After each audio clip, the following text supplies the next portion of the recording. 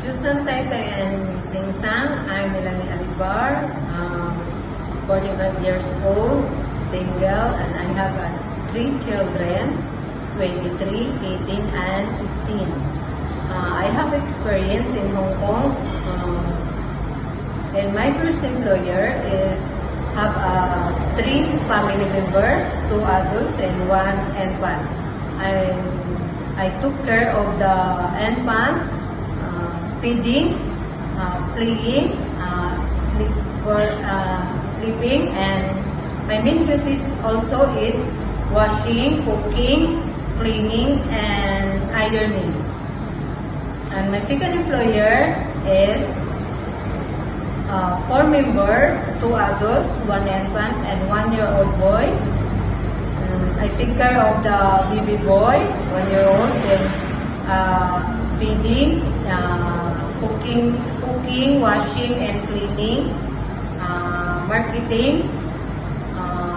I'm not finished. Only I work there and 6 months because I'm domestic violence.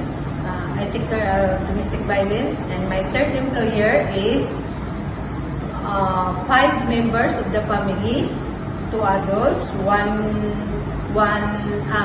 two girls and 1 boy. The 6 years old and 3 years old, then 5 months old. But I took care the 5 months old baby,